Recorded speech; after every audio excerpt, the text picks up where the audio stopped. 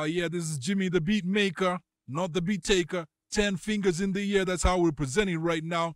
We're at Icon Radio, also Cypher Studios, playing it large right now, talking about hip hop 50. 50 years of hip hop is great. I don't know if you were at where I was at when I was younger, but I grew up in the culture. I grew up listening to Heavy D, LL Cool J, Run DMC. On the Christian side, we're listening to Stephen Wiley, a lot of big names out there.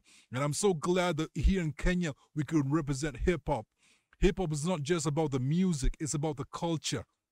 From B-boys to graffiti artists, to R&B artists, we play it large right here at Icon. And we're giving thanks that this week, we're going to be celebrating with all of y'all. What 50 years of hip-hop really means to me, or hip-hop in general, is being able to grow up in the culture, growing up in the music.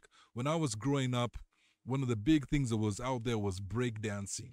Everywhere in Nairobi, if you went down, people were on the corners. They were on the street corners with their gloves, with their belts, laying it down. It was big. All the youth centers, at that time there were a lot of youth centers in Kenya. And people were just learning how to do the moves. People were learning how to rap and do the music and put it out there together. So I feel that hip-hop is great.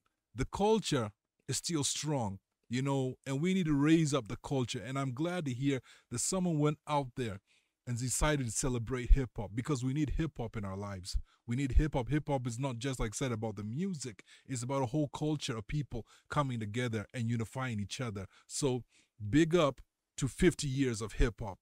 Big up to all the people that have made it well known in this country. Big up to all the Kenyan artists, all the Kenyan promoters who have raised up 50 years of hip-hop. Big up to you. So I think one thing that needs to be mentioned is the group that was actually behind Kalamashaka that made them great. As I said, that was a famous Ted Josiah. That was Mike Rabah, David Muredi. Also, Ambrose Akwabi was there on the production, And back in the days, I remember we were on tour with them. And that time, they were doing a lot of tours to promote Tafsiri, and Fundi Frank was also there, putting their outfits together for them, making them look good and everything. That was my former group was also part of it, Mob Jalia. And I remember when they got up, there's a time we went with them and they were at KU, Kenyatta University. And that's when they were really launching the music at that time. And I remember the first time it hit the floor, people were going crazy because something like that had never been seen before. Before that, all the music that used to come out from Kenya, at least urban music, was always in English. That's how it was. So that's what we were used to. People were used to music in English. But from around 98, 99 going up, people wanted a change in Kenya. And Kalamashaka were able to bring that change along with other groups were able to bring that change, And I think it made people really listen and really check themselves. If you listen to the lyrics, if you don't know the lyrics to that music, you can go online, check it out, have a listen, and you'll see what they were talking about that impacts the people.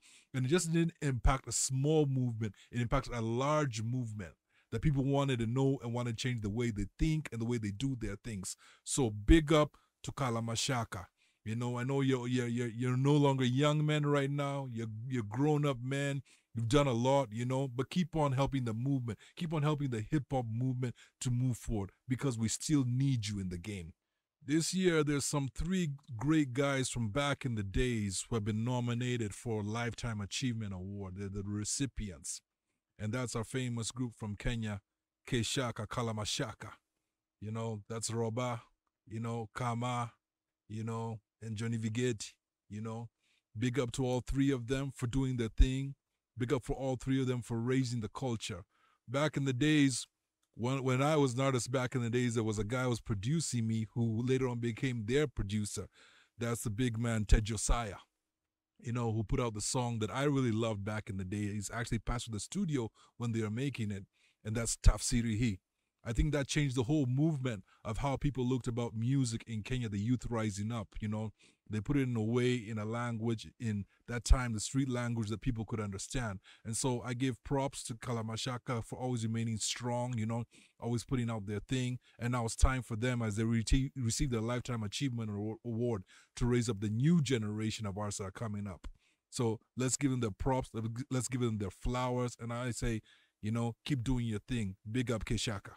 Yeah, we want to give a big shout out to Uncut Africa for putting together this hip hop awards that are coming up. Check out the space for it. It's something that you really want to check out for. We give thanks that they're spending the time to raise up the standards here in Kenya and bringing together hip hop artists, uniting them together. For a long time, the movement of hip hop in Kenya has been dead. But thanks to Uncut Africa, they're raising up the standards. Look out for the event that's coming out. We'll be there. Icon will be there. The Beatmekah will be there. Cypher Studios will be there. So we're all there to represent, So shout out.